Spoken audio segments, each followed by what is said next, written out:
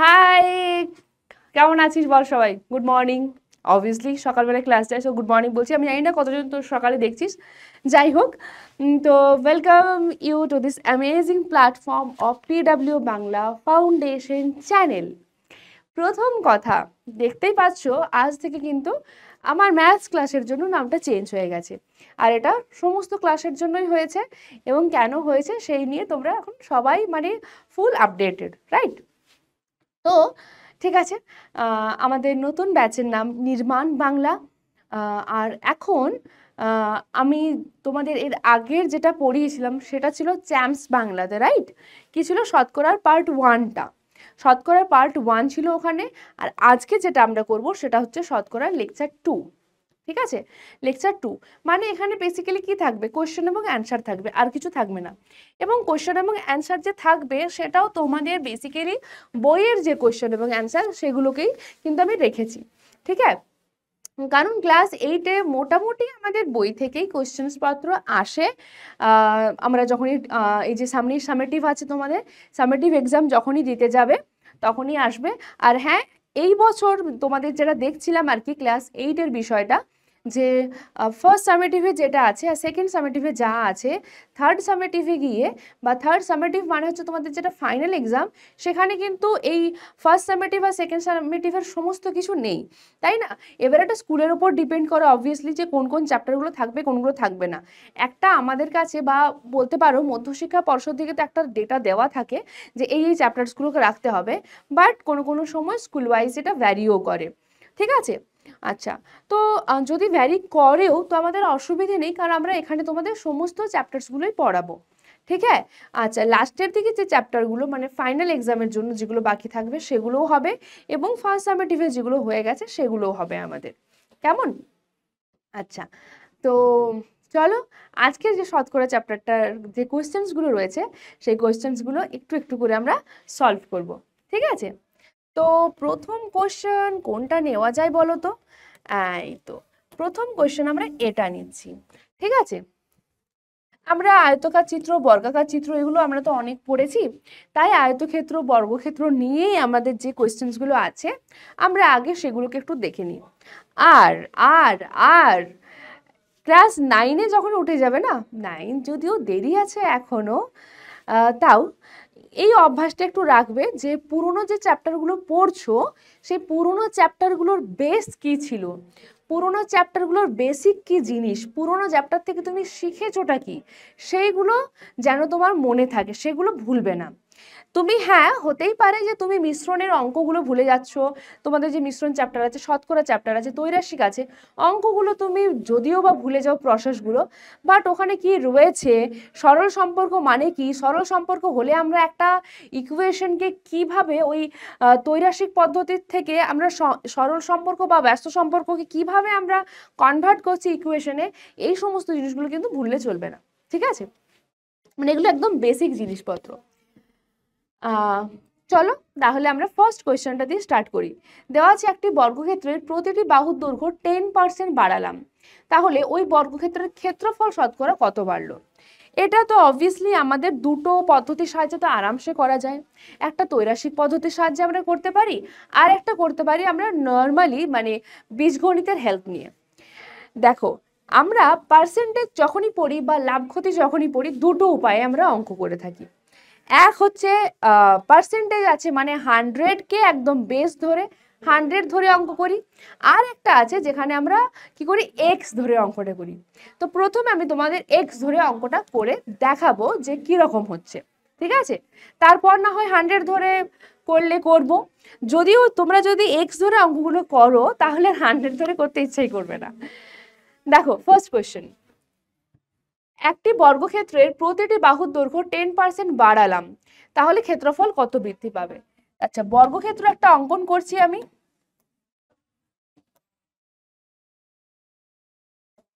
এই হলো একটা বর্গক্ষেত্র। ঠিক আছে, বর্গক্ষেত্রের অবশ্যই প্রতিটি বাহুর দৈর্ঘ্য একই হয়।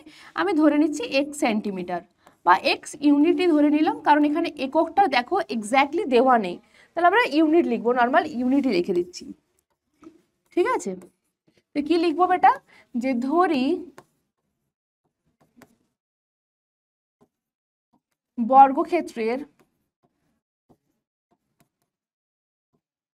বাহুর দৈর্ঘ্য কত হবে বেটা? এক্স একক, তাই না? আচ্ছা বেটা, যখন বাহু এক্স একক, তাহলে তখন ক্ষেত্রফল কত হবে?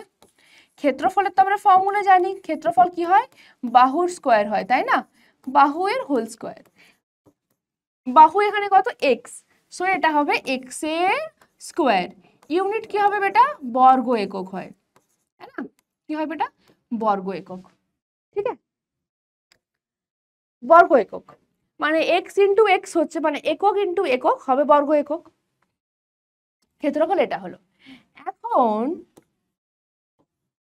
বাহুর দৈর্ঘ্য দেওয়া আছে 10% বাড়াচ্ছি, মানে বাহুর দৈর্ঘ্য 10% বাড়লে বাহুর দৈর্ঘ্য কি হবে বেটা? বাহু কি হবে বলো? বাহু দুটো উপায়ে আমরা ফাইন্ড আউট করতে পারি। একটা হচ্ছে প্রথমে ছিল বেটা এক্স, ঠিক আছে? প্রথমে ছিল এক্স, এখন এক্স এর ওপর 10%, কারোর ওপর যদি 10% বলে তখন সেটা কি হয়? এক্স এর 10% এর আছে, এর মানেই বেটা গুণ, মানে এক্স ইন্টু 10/100। এটা কি হয়েছে? আগে যা ছিল তার থেকে এটা বেড়েছে, মানে বৃদ্ধি পেয়েছে।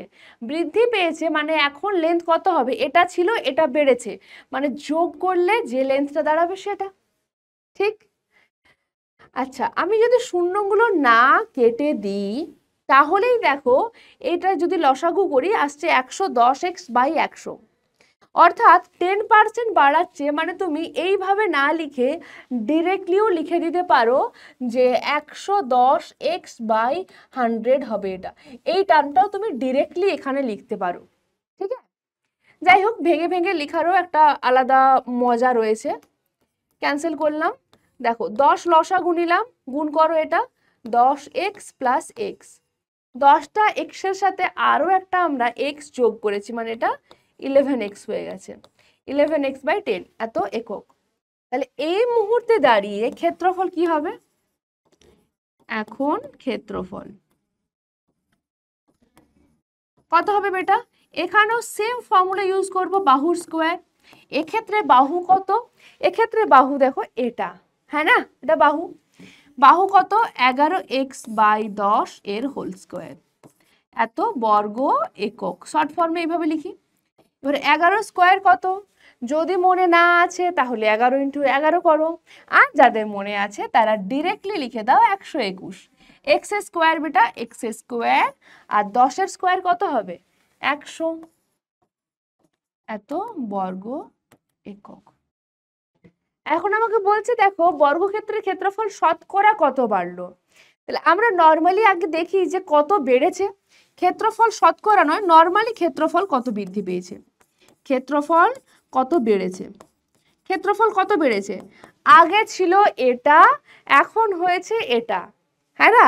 কে বড়? এটা বড়, বৃদ্ধি পেয়েছে, এমনিতেই বলে দেওয়া আছে বৃদ্ধি পেয়েছে। আর তাছাড়াও দেখো এক্স স্কোয়ারের সাথে যে টার্মটা রয়েছে, এই টার্মটা তুমি সবসময় দেখো বুঝতে পারবে যে এই এক্স স্কোয়ারটা বড় নাকি এই পুরো ভ্যালুটা বড়। কে বড় তুমি কি করে বুঝবে? না, এখানে দেখো যে পোর্শনটার মিল রয়েছে, মানে এখানেও এক্স স্কোয়ার আছে, এখানেও এক্স স্কোয়ার আছে, তো এখানের এক্স স্কোয়ারটা বাদ দিয়ে যে এক্সট্রা যে ভ্যালুটা থাকবে সেই ভ্যালুটা দেখবে যে একের চেয়ে এটা বড় না কম, মানে ছোট, বড় না ছোট। কি দেখতে পাচ্ছি? 121/100, এটা অবশ্যই একের থেকে বড়।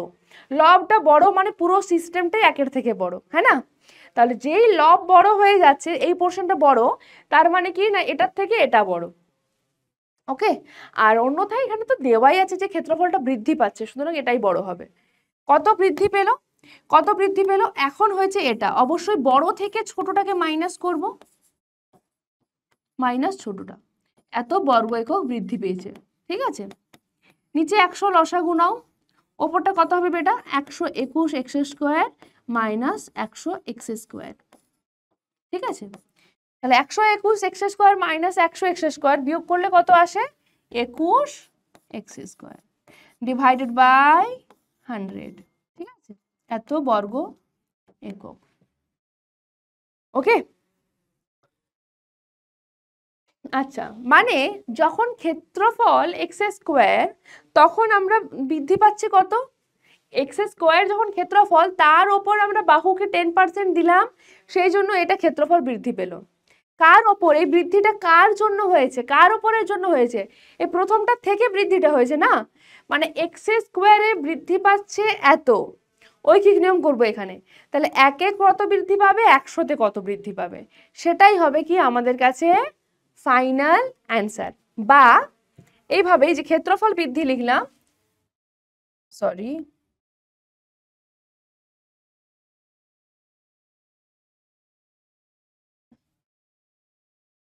সরি বেটা, এক সেকেন্ড,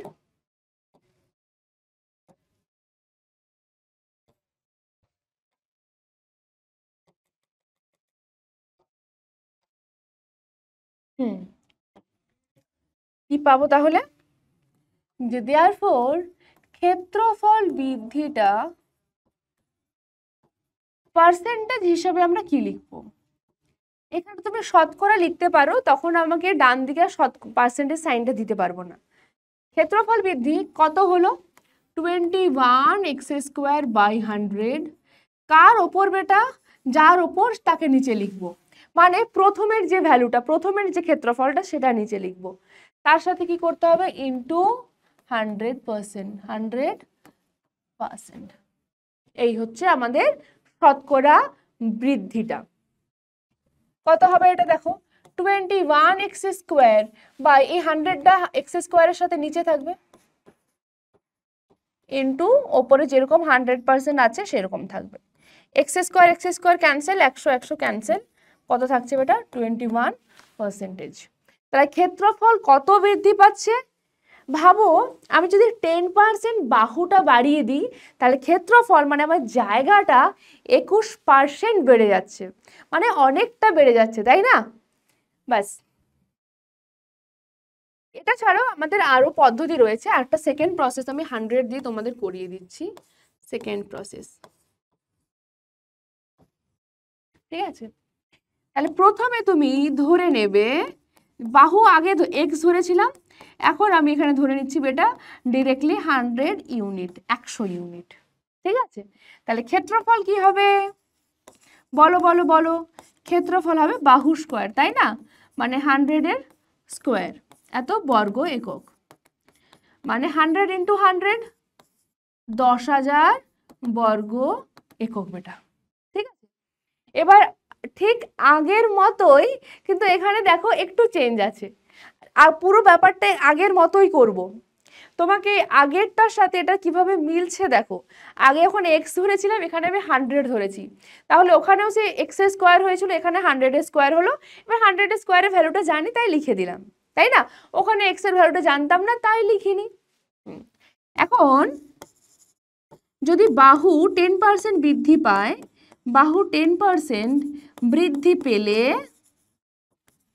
বাহু কি হবে, ঠিক আগের মতন করো দেখি, যদি বাহুটাকে 10% আমরা বাড়িয়ে দিই তাহলে কত পাবো বাহু, এখন 100 আছে, হ্যাঁ, এরপর 100 এর ওপর 10%, মানে 100 ইন্টু 10/100, 10% মানে তো তাই, আমরা এর আগে দেখেছি, এর আগের দিনের ক্লাসে দেখলাম যে 240 গ্রাম বা যাই হোক 240 গ্রামের 5% মানে কত, 240 গ্রামের 10% মানে কত, 240 গ্রামের 20% মানে কত, সব দেখে নিয়েছি আমরা, তো এখানেও তাই করছি, দেখো বাহু হবে এত একক,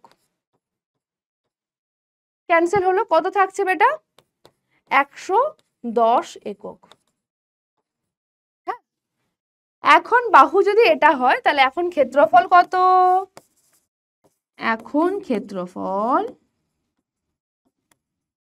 কত হবে এটা 110 হোল স্কোয়ার, আবার দেখো 11 স্কোয়ার কত হয় 121, শূন্য আছে তার স্কোয়ার করছি মানে দুটো শূন্য হবে, 12,100 এত বর্গ একক।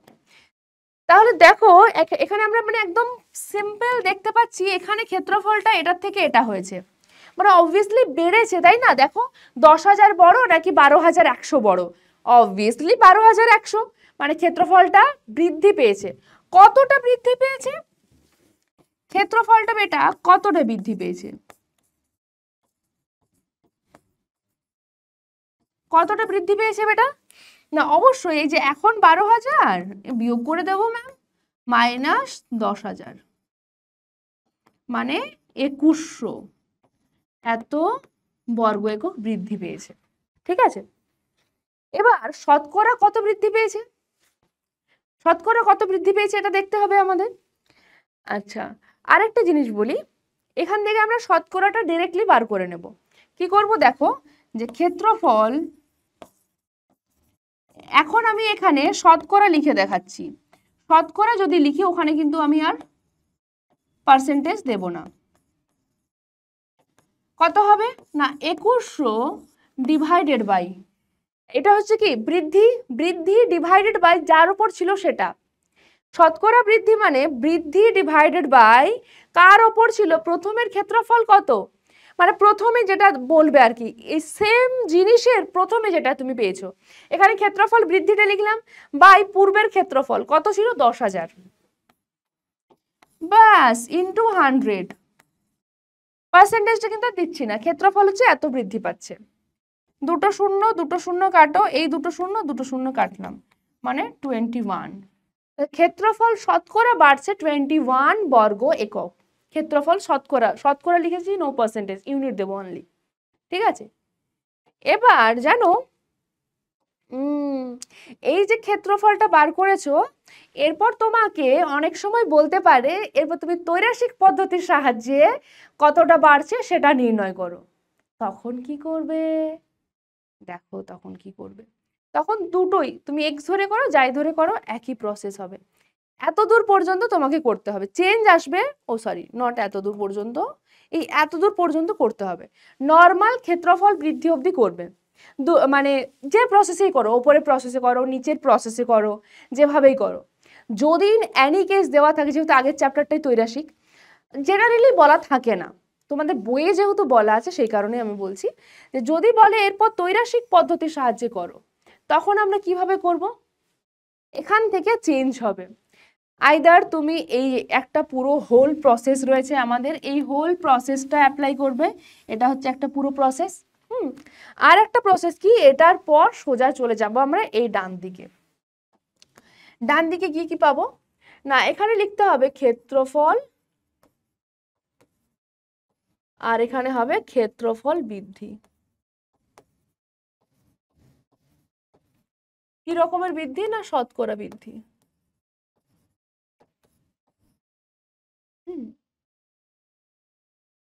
ক্ষেত্রফল যখন ছিল 10,000 তখন বৃদ্ধি পেয়েছিল কত বেটা, 2100 বৃদ্ধি ছিল, তাই না 2100। এখন যখন 100 হচ্ছে ক্ষেত্রফল, তখন মানে ক্ষেত্রফলটা যদি কমে যায় তাহলে কি হবে, শতকরা বৃদ্ধিটাও কি হবে, কমেই যাবে। তখন কত হবে, এটা কোয়েশ্চেন মার্ক। আমরা ত্রৈরাসিকে শিখেছি এটাকে আমরা এক্স ধরে নিই, তাই না, এক্স ধরে নিই। সম্পর্কটা কি, সরল সম্পর্ক, ক্ষেত্রফল কমলে শতকরাও কমবে, সরল সম্পর্ক। সরল সম্পর্ক মানে এটা কি না, এই দুজনের অনুপাত রেশিও 100, আর এই দুজনের অনুপাত কি হবে সমান 2100 রেশিও এক্স। এখান থেকে কি বলেছিলাম, এই ধারের দুটোর গুণফল আর মাঝের দুটোর গুণফল সমান। কেন সমান হয় সেটাও করে দেখিয়েছি, যে এটাকে আমরা লিখতে পারি বেটা যে 10,000 ডিভাইডেড বাই 100 লিখি, তাই না, ইকুয়াল টু এটাকে লিখি বেটা 2100 বাই এক্স। দুটো শূন্য ক্যান্সেল। এবার ক্রস মাল্টিপ্লিকেশন করো, মানে এক্সটাকে এটার সাথে গুণ, কি আসবে 100 ইন্টু এক্স ইকুয়াল টু আসবে বেটা 2100। এখান থেকে শুধুমাত্র এক্স এর ভ্যালু ফাইন্ড আউট করতে হবে, কি আসবে বেটা 2100, আর এই 100টা ভাগ হয়ে যাবে, ক্যান্সেল, কত আসছে 21। আমি কি লিখেছিলাম এখানে, যে শতকরার, দেখো যেটা মানে ক্ষেত্রফল বৃদ্ধি ছিল সেটাকে আমি এক্স ধরেছিলাম, আর সেটা ছিল শতকরাতে। এক ছিল ক্ষেত্রফল আর একবার ছিল ক্ষেত্রফল বৃদ্ধি, সেটা শতকরাই ছিল। তাহলে শতকরাতে আমি যে কোনো দেখো যে প্রসেসটাই করছি প্রত্যেকটা জায়গাতেই 21%ই আসছে, হ্যাঁ না, তো ব্যাস 21%ই হবে আমাদের কাছে অ্যান্সার। আচ্ছা, তো যাই হোক আমার কিন্তু এই এক্স আর ওয়াই দিয়েটা বেশ ভালো লাগে। তোমাদের এইরকম আরেকটা দেখাচ্ছি, দাঁড়াও।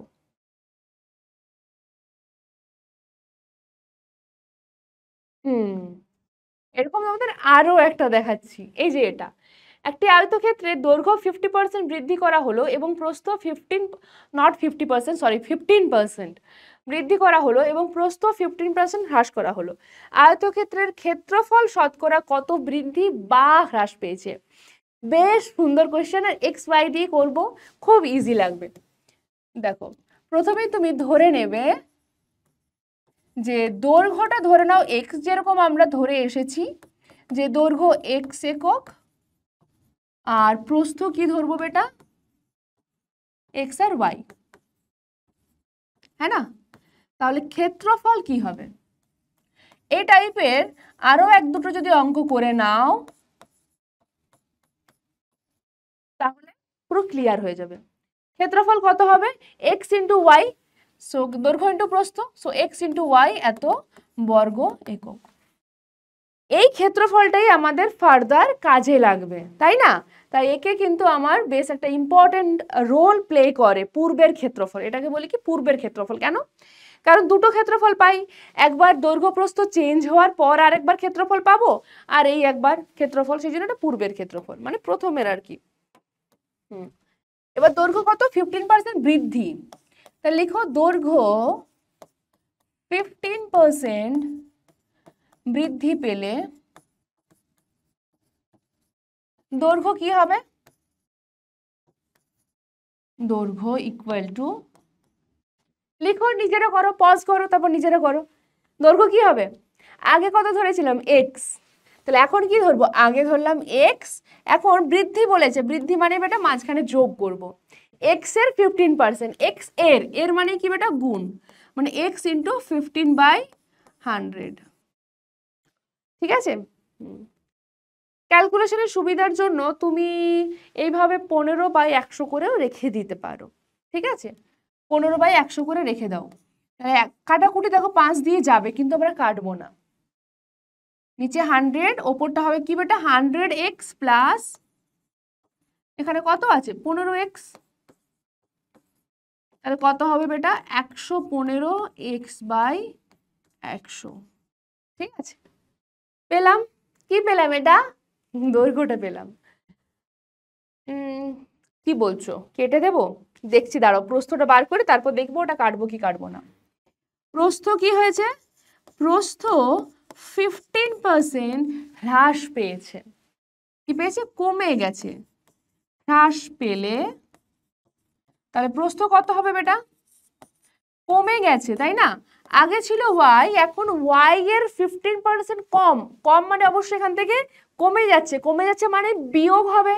সো ওয়াই মাইনাস ওয়াই এর ওপর 15%। হ্যাঁ কি না? ঠিক বললাম? নাও নাও, ক্যালকুলেশনটা নিজেরাই করে ফেলো। এর উপরটা কত আসবে? 100y minus 15y। কত হচ্ছে এটা? 85y/100। ঠিক আছে?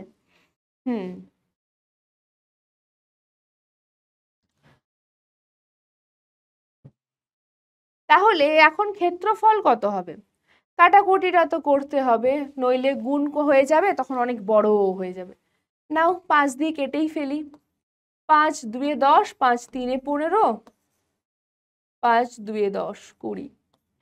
এটাও 5 দিয়ে ক্যান্সেল আউট হয়ে যাবে, তাই না?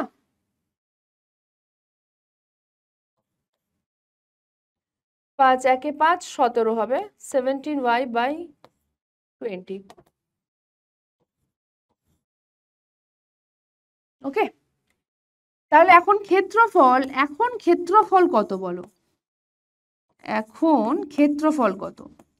ক্ষেত্রফল তো অবশ্যই দৈর্ঘ্য ইন্টু প্রস্থ, মানে 23x/100, এটা দৈর্ঘ্য, প্রস্থ কত বেটা? 17y/20। এত ক্ষেত্রফল, হ্যাঁ কি না? আগে যেভাবে করলাম এটাও কিন্তু আমি সেইভাবেই করছি। আচ্ছা, এবার দেখো গুণ করে দাও, কত পাবে? 23 × 17/20 × 20। আচ্ছা, এখানে x × y আছে, xy কে আলাদা করে রাখলাম। এই গুণফলটা আমাদের করতে হবে, ঠিক আছে? তাহলে কত হবে? দেখো 7 3 21 1, 7 2 14, 17, 19 9, 2 1 2 আর 1 3, 391 বাই 400। তোমরা যদি এরকম গুণটা তাড়াতাড়ি না করতে পারো কোনো অসুবিধে নেই, নিজের মতন করে করবে। এখন অত শর্ট ট্রিকগুলো শিখতে হবে না, 9-এ গিয়ে আমরা শিখবো, ঠিক আছে? হ্যাঁ, যদি অবশ্য শিখতে চাও আমাকে বলতেই পারো কমেন্ট করে। সো 391/400 হলো এটা, ঠিক আছে?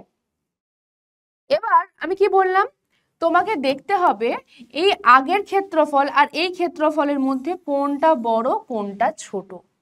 তার জন্য কি বললাম, কোনটা দেখবো আমরা দেখবো কমন পার্ট কোনটা। কমন পার্ট দেখো দুজনের xy xy, এটা কমন পার্ট। ঠিক, কমন মানে কি দুটোতেই আছে, সাধারণ দুটোরই রয়েছে। তাহলে এখন এই যে টার্মটা এটা এক্সট্রা 391/400, কোনটা এক্সট্রা বেটা? 391/400 এটা। এবার এখানে দেখো দেখবো ওপরটাকে কি বলা হয়, লব, আর নিচটা কি বলা হয় বেটা, হর। ঠিক আছে, লব যদি বড় হয় তখন সেটা একের চেয়ে বড়, আর লব যদি হরের থেকে ছোট হয়ে যায় তখন সেটা একের থেকে কি হয়ে যাবে, কম হয়ে যাবে। এখানে লব না হর কোনটা বড় কোনটা ছোট? এখানে দেখো লবটা ছোট, লব ইজ লেস দেন হর, হ্যাঁ না বেটা? কি বলে ছোট, ছোট মানে লেস দেন বলি সেটাকে আমরা। এ যদি ছোট হয় তাহলে লব বাই হর মানে আমাদের যে ভগ্নাংশটা আছে কি হবে, লেস দেন, এখানে কিছু নেই মানে 1, অর্থাৎ ভগ্নাংশটা হচ্ছে একের থেকে ছোট। এখানে দেখো নিচেরটা যদি বড় হয় ওপরেরটার থেকে, তার মানে এটা একের থেকে ভাই ছোট, ঠিক আছে? এই পুরোটা একের থেকে ছোট, মানে এই পুরো ব্যাপারটা একের থেকে ছোট xy সহ, অর্থাৎ আগে যেটা ছিল এখন তার থেকে কি হয়েছে, ভ্যালুটা ইয়েস কমে গেছে। এটা যদি বড় হতো তখন লিখতাম আমরা বৃদ্ধি পাবে, বাট এই সংখ্যাটা যেহেতু ছোট তাই কি বলছি বেটা, ক্ষেত্রফলটা হ্রাস পেয়েছে, কমে গেছে। কি হয়েছে বেটা, কমে গেছে। তাহলে ক্ষেত্রফল কমেছে, তাহলে ক্ষেত্রফল কতটা হ্রাস হয়েছে, কতটা হ্রাস হয়েছে? অবশ্যই বড়টা মাইনাস ছোটটা করতে হবে। বড় ক্ষেত্রফল মানে xy, ছোট ক্ষেত্রফল মানে 391/400 ইন্টু এক্স ইন্টু ওয়াই। এটা ছাড়াও আর একটা শর্টকাট আছে, বলবো?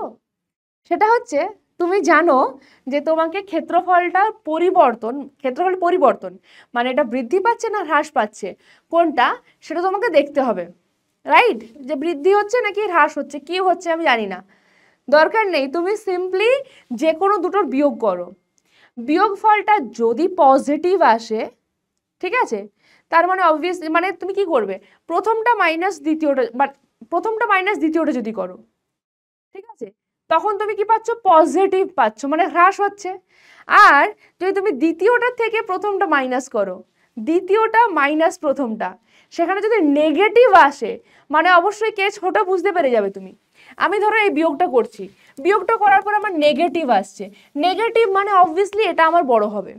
যদি নেগেটিভ আসে তাহলে এটা পরেরটা বড় হবে, আমার বিয়োগফলেই তো কোথাও ভুল রয়েছে, হ্যাঁ না? তাহলে বিয়োগফলটা যদি এটা যদি বড় হয় সেখান থেকে আমরা বুঝতে পারবো যে এটা ক্ষেত্রফল বৃদ্ধি হচ্ছে না হ্রাস হচ্ছে।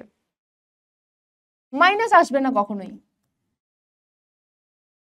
কি পেলাম তাহলে, 400 লসাগু 400xy মাইনাস 391xy কত হয় বেটা, অরিজিনালি 9xy/400। এটা হ্রাস হলো। এবার পার্সেন্টেজের দিক থেকে হ্রাস কত, শতকরা হ্রাস কত, কি হবে, হ্রাস বাই এই যে ক্ষেত্রফল হ্রাস, শুধু হ্রাস লিখছি না, কি লিখবো বেটা, বেসিক্যালি একটা ফর্মুলা আমরা বানাতে পারি যে ক্ষেত্রফল হ্রাস বাই পূর্বের ক্ষেত্রফল ইন্টু 100। হ্রাস কত হয়েছে, 9xy/400, পূর্বে কত ছিল, xy ছিল, ইন্টু 100। তাহলে কত আসছে বেটা, দেখো 9xy ওপরে আছে থাকলো, নিচে কত আছে 400, নিচে গুণ হয়ে গেল এক্স ওয়াই এর সাথে ইন্টু 100। এক্স ওয়াই ক্যান্সেল, দুটো শূন্য ক্যান্সেল, ঠিক আছে? কত আসছে 9/4, মানে 2.14।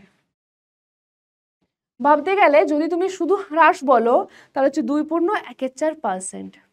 ঠিক আছে, হলো? এই যে চলো পরের একটা কোশ্চেনে যাই।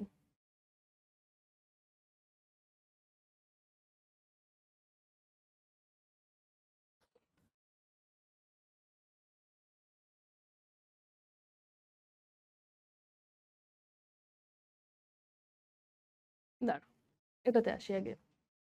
চিনির মূল্য 20% বেড়ে গেছে। কি হয়েছে? চিনির মূল্য 20% বেড়ে গেছে, ঠিক আছে? তাই চিনির মাসিক খরচ অপরিবর্তিত রাখতে চিনির মাসিক ব্যবহারের পরিমাণ শতকরা কত কম করতে হবে সেটা তোমাকে ফাইন্ড আউট করতে হবে। তাহলে চিনির মূল্য কি বেড়েছে? 20% বেড়েছে। তাহলে আমরা ধরতে পারি খরচটা অপরিবর্তিত রাখতে হবে। তাহলে চিনির মাসিক ব্যবহারের পরিমাণ কত? ধরে নাও তুমি তাহলে যে চিনির মূল্য আগে ছিল 100 টাকা, এখন হয়েছে 120 টাকা। বা তুমি ধরতে পারো চিনির মূল্য আগে ছিল x টাকা, এখন হয়েছে x প্লাস x ইন্টু 20/100, ঠিক আছে? তাহলে ধরো যদি আমি 100 দিয়ে করি, এটাকে একটা 100 দিয়েও করা ভালো। 100 দিয়ে যদি করি তাহলে আমি বলতে পারি যে প্রথমে চিনির মূল্য ছিল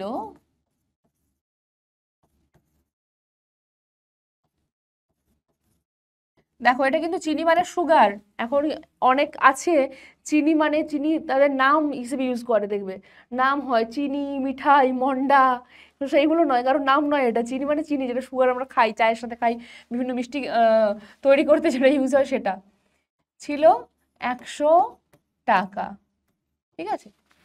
এবার বলছে তাই চিনির মাসিক খরচ অপরিবর্তিত রাখতে, মানে মাসে আমার সার্টেন কিছু একটা খরচ হয়, রাখতে চিনির মাসিক ব্যবহারের পরিমাণ শতকরা কত কমাতে হবে। আচ্ছা, তার মানে আমাকে মাসে কত খরচা করতে হবে আমি সেটাও দেখতে হবে। যে চিনির মূল্য ছিল 100 টাকা এবং ধরে নিচ্ছি যে 100 টাকায় চিনি পাওয়া যেত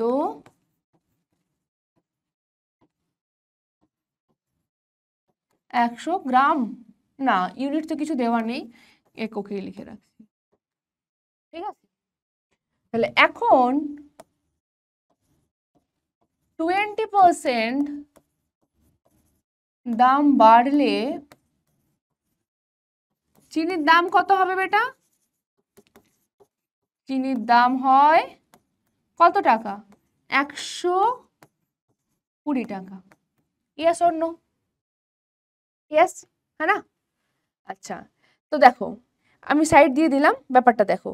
প্রথমেই কি হচ্ছিল আমাদের, যে 100 টাকায় পাওয়া যাচ্ছিল 100 ইউনিট চিনি। এখন কি হলো? চিনির দাম বেড়ে গেছে। কত বেড়েছে? 20%, মানে 120 টাকা হয়েছে। এই 120 টাকায় এখন 100 ইউনিট যদি চিনি পাওয়া যায় তাহলে সেটা আমাদের দেখতে হবে। কি হবে এখন? 20% দাম বাড়লে 120 টাকা। তাহলে এখন 120 টাকায় চিনি কত পাওয়া যাবে? কত চিনি পাওয়া যায় বলো? কত পাবে তুমি 120 টাকায়? কত চিনি পাবে? 100 ওই কেজি নয়, মানে 100 একক। আগে যেটা পেতে 100 টাকায়, এখন সেটাই তুমি 120 টাকায় পাচ্ছ। বুঝতে পারছো? এই জন্য 20% বৃদ্ধিটা আমরা লিখেছি। তাহলে দেখো এখন 1 টাকায় কত চিনি পাওয়া যাবে? হ্যাঁ, 1 টাকায় কত পাওয়া যাবে? ঐকিক নিয়ম 100/120 এত একক। আর এখন 100 টাকায় কত চিনি পাবে তুমি? অবশ্যই কম পাবে, হ্যাঁ না? 100 থেকে কম পাবে। কত পাবে? 100/120 ইন্টু 100 এত একক। 2 6 12, 2 5 10, 2 3 6, 2 5 10, 5 5 25, 250/3 এত একক। এখন আমি 100 টাকায় দেখো এই চিনিটা পাচ্ছি। এবার আমাকে বলছে যে খরচটা অপরিবর্তিত থাকবে, মানে আগে 100 টাকায় কিনতাম, এখন ওই 100 টাকাই থাকবে, আমি কিন্তু এটা করব না। তাহলে চিনিটা কত ব্যবহার কমাতে হবে। আগে আমি কত টাকার কিনতাম, আগে আমি দেখো 100 টাকারই কিনতাম। 100 টাকায় কত কিনতাম না, 100 একক কিনতাম, মানে 100 কেজি হতে পারে, 100 গ্রাম হতে পারে, ঠিক আছে। এখন আমাকে খরচটা ওটাই রাখতে হবে। তাহলে এখন আমি কত চিনি ইউজ করব, এখন চিনি ইউজ করব এটা, হ্যাঁ না, ইয়েস অর নো। এখন তো এই চিনিটা ইউজ করব আমি, কারণ কি আমাকে বলছে এই যে মাসিক খরচ অপরিবর্তিত, মানে আমি যদি 100 টাকা আগে খরচ করতাম, আমাকে এখনো সেই 100 টাকাই খরচ করার জন্য দেবে চিনির পারপাসে। আগে আমি 100 টাকায় চিনি এটা করতাম, এখন আমি এটা পাবো। তাহলে আমার কত কমলো, তাহলে চিনির পরিমাণ কত কমলো, 100 টাকার ওপরেই করছি তাই না, তাহলে এখানেই তো পার্সেন্টেজ হবে। চিনির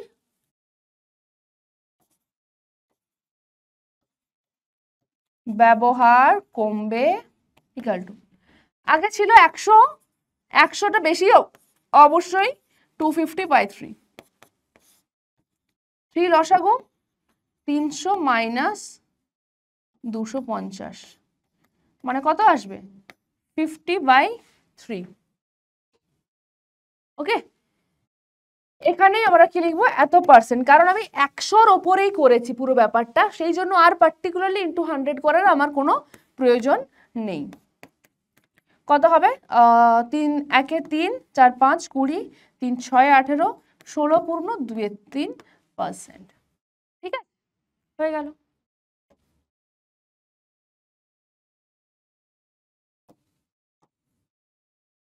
বলছে সময় মতো বিদ্যুতের বিল জমা দিলে 15% ছাড় পাওয়া যায়। আমি যখন টাইমে জমা দিই, সময় মতো বিল দিয়ে আমার কাকিমা 54 টাকা ছাড় পেলেন। বিদ্যুতের বিলের পরিমাণ কত ছিল। তাহলে ধরে নাও তুমি যে বিদ্যুতের বিল ছিল x টাকা, ধরি বিদ্যুৎ বিলের, এটা বলতে পারো একদম শর্টকাট হবে আর কি, ছিল কত টাকা বেটা, x টাকা। এই যে 15% ছাড়টা পাচ্ছ, মানে তুমি নিজেই ধরো গেছো ইলেকট্রিক বিল জমা দিতে, ঠিক আছে। এবার তোমাকে বললো তুমি ইলেকট্রিক বিল জমা দিতে যাও বা কোনো জামা কিনতে যাও, যেখানেই যাও সেখানেই দেখবে যে ছাড়টা লেখা থাকে। সেই ছাড়টা অবশ্যই তুমি যদি জামা কিনতে যাও জামার ওই দামের ওপরে 15% ছাড়, যদি ইলেকট্রিক বিল জমা দিতে যাও তাহলে ইলেকট্রিক বিলের ওপর 15% ছাড়, তাই না। এখন ইলেকট্রিক বিল কত, এখানে x টাকা, এখন আমাকে x টাকার ওপর ছাড়। ওকে, তাহলে x টাকার ওপর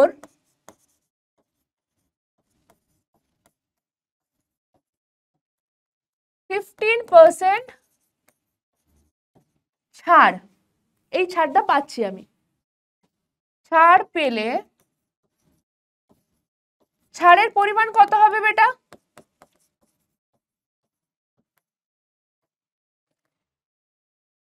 ছাড়টা কত কি না, x এর 15% ছাড়, ছাড়টা কত বেটা, x এর 15%, ছাড়টা কত, x এর 15%, মানে কত হবে, x এর মানে x ইন্টু 15% মানে 15/100, এত টাকা। কারণ আমি এটা টাকাতেই লিখেছি, ক্যান্সেল আউট করে দাও, 5 3 15, 5 2 10, মানে 3x/20 এত টাকা। আমি তোমাকে বলে দিলাম যে তুমি এত টাকা, বা তোমার কাকিমা বা তুমি যাই হোক 3x/20 টাকা ছাড় পাবে। আর তুমি যখন গেছো ইলেকট্রিক অফিসে বিল জমা দিতে, তুমি নিজের চোখে দেখতে পাচ্ছ যে তুমি 54 টাকা ছাড় পেয়েছো। মানে এই দুটো ছাড় ডেফিনেটলি মানে একই, আলাদা হওয়ার কোনো প্রশ্নই নেই। তাহলে আমি বলতে পারি এখান থেকে একটা ইকুয়েশন সৃষ্টি করে দেব, যে শর্তানুসারে 3x/20 এর ভ্যালুটা কত বেটা, 54। তাহলে এখান থেকে কোনো স্টেপ জাম্প নয়, 3x এর ভ্যালুটা ফাইন্ড আউট করো।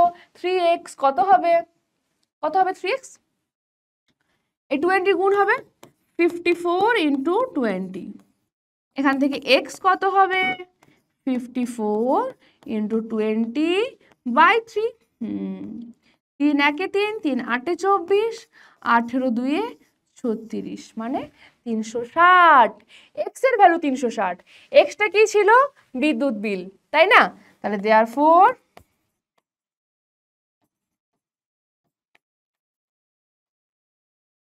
বিদ্যুৎ বিলের পরিমাণ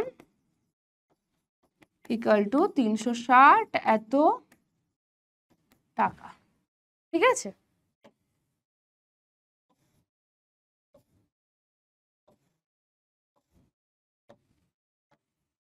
নেক্সট দেখো, বলছে এই বছর নন্দলাল উচ্চ মাধ্যমিক বিদ্যালয়ের পরীক্ষার্থীদের 85% বাংলায়, 70% অঙ্কে এবং 65% উভয় বিষয়, মানে বাংলা প্লাস অঙ্ক। ঠিক আছে? উভয় বিষয়ে কি করেছে? এ প্লাস পেয়েছে। তাহলে এটা মনে করলাম বাংলা সাবজেক্টের, এটা হচ্ছে কিসের? অঙ্কের। অঙ্কে একটু কম বাংলার থেকে, যা অঙ্ক একটু কম হয়ে গেছে রে। এটা হচ্ছে কি, প্রথমে দিয়েছে বাংলা সাবজেক্টে, বাংলাতে কি পেয়েছে বেটা? এ প্লাস পেয়েছে। কতজন? 85%। এটা হচ্ছে অঙ্ক, অঙ্কে কতজন এ প্লাস পেয়েছে? কতজন নয়, মানে 70%, অর্থাৎ 100 জনে 70 জন, এখানে 100 জনে 85 জন। বুঝতে পারছিস? মামলা গম্ভীর হ্যায়। আর এই হচ্ছে নিচের পোর্শনটা। এখানে কি?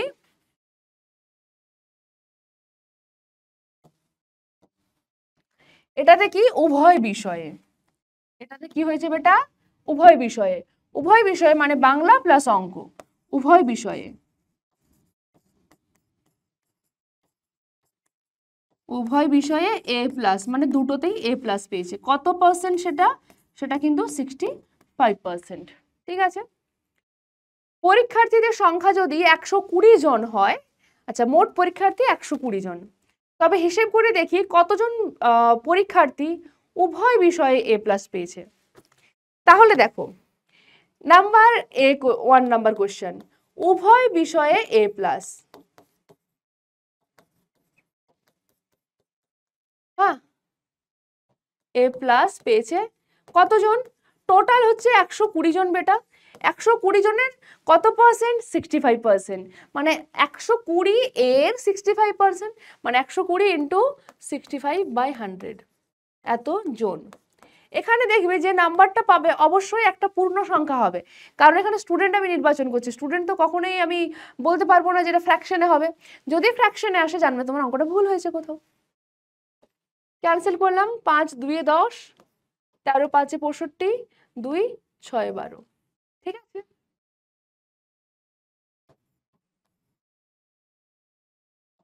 সেভেন্টি 8 জন গুণ করলাম, এটা এলো। নাম্বার 2, শুধু বাংলায় কি দিয়েছে? শুধু বাংলায়, মানে বাংলা সাবজেক্টে, শুধু বাংলায় এ প্লাস পেয়েছে কতজন বেটা? শুধু বাংলায়, বাংলার ইয়েটা কত? টোটাল 120 জন। 120 জনের 85%, মানে 120 ইন্টু 85/100। সেই একই গল্প, 17 5 2 10, আর 17 5 85, 2 6 12, এতজন, মানে কত হচ্ছে? 742 102 জন। ঠিক আছে?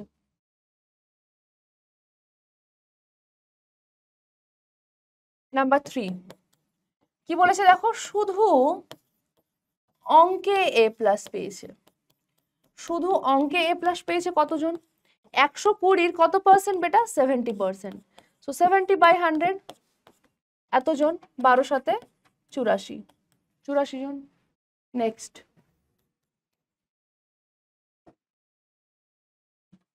কি আছে? উভয় বিষয়ে এ প্লাস পাইনি। উভয় বিষয়ে এ প্লাস পেয়েছে কতজন? 78 জন। তাহলে উভয় বিষয়ে, মানে দুটো বিষয়ে, উভয় বিষয়ে এ প্লাস পায়নি কতজন, পেয়েছে কতজন 78 জন, কতজনের মধ্যে 120 জনের মধ্যে, কারা পায়নি 120 মাইনাস 78 এতজন। ঠিক আছে, মানে এখান থেকে কত পাবো, মানে 42 জন। ঠিক আছে,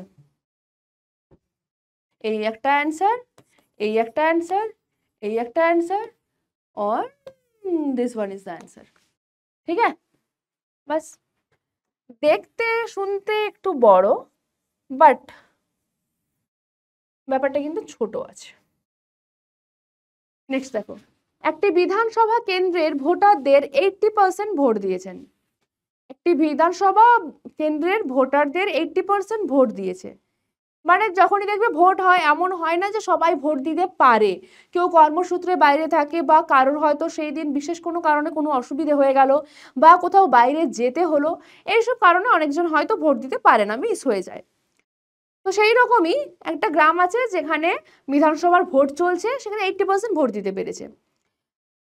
এবার যারা বিজয়ী হয়েছে, বিজয়ী প্রার্থী মোট ভোটের টোটাল যা ভোট পড়েছে তার 65% ভোট পেয়ে নির্বাচিত হয়েছেন। তিনি মোট ভোটের শতকরা কত ভোট পেয়েছেন হিসেব করে দেখি। আচ্ছা, বিজয়ী প্রার্থী প্রদত্ত ভোটের মানে 80% এর 65% পেয়েও ইয়ে হয়েছে। আচ্ছা, তাহলে আমি ধরে নিচ্ছি,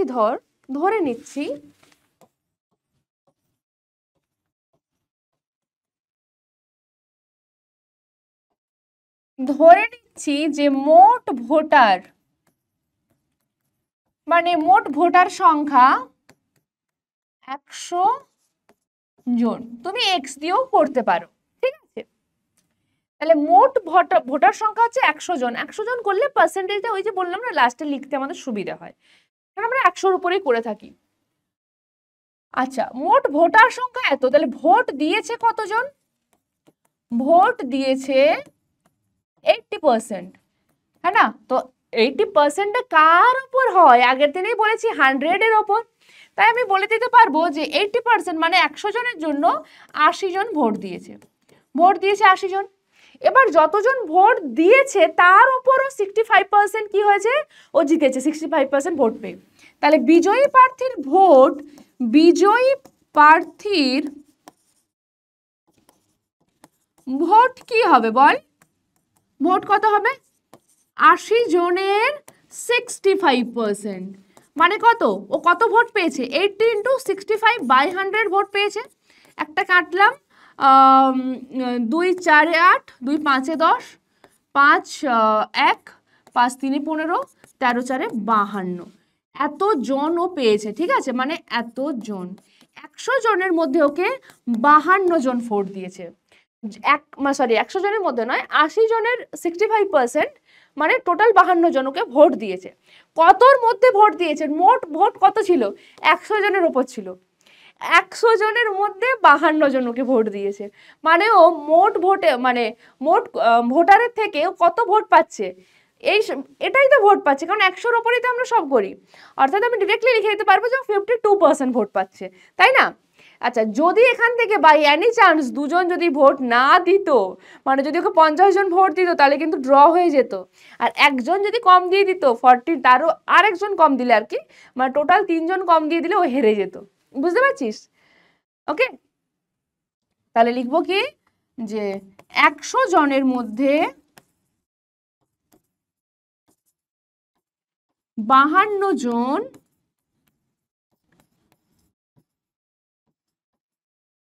বিজয়ী প্রার্থীকে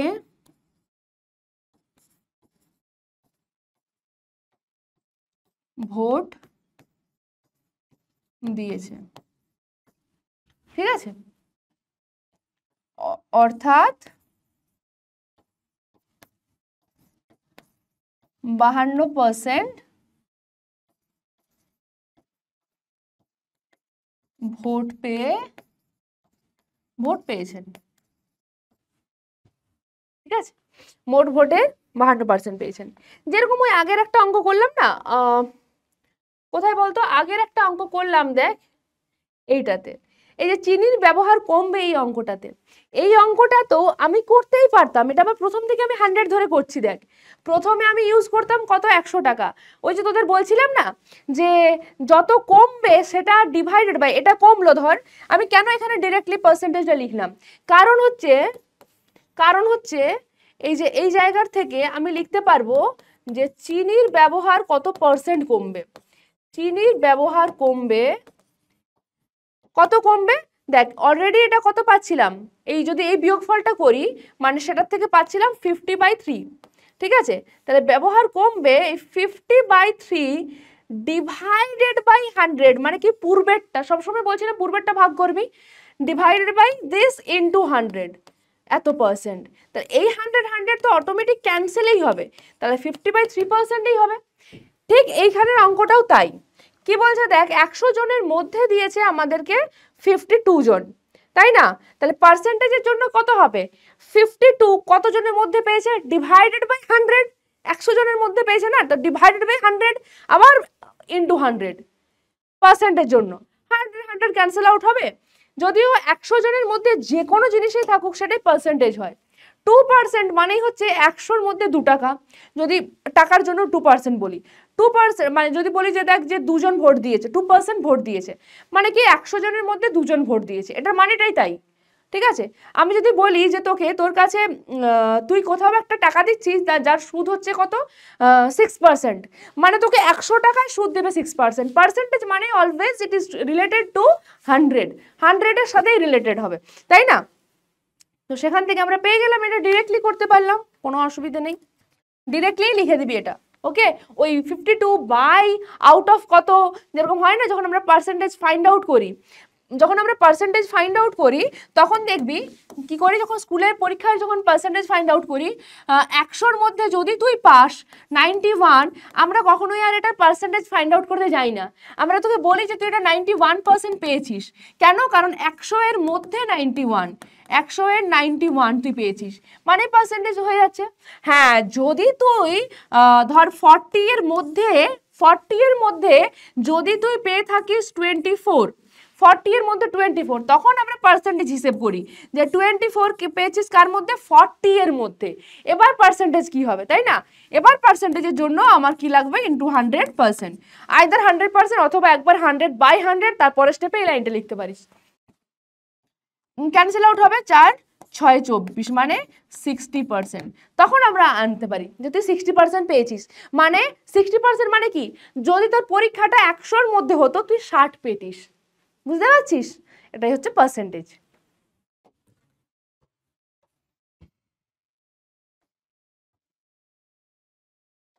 আই হোপ পার্সেন্টেজের এই সমস্ত ব্যাপারগুলো তোদের কাছে ক্লিয়ার হয়েছে।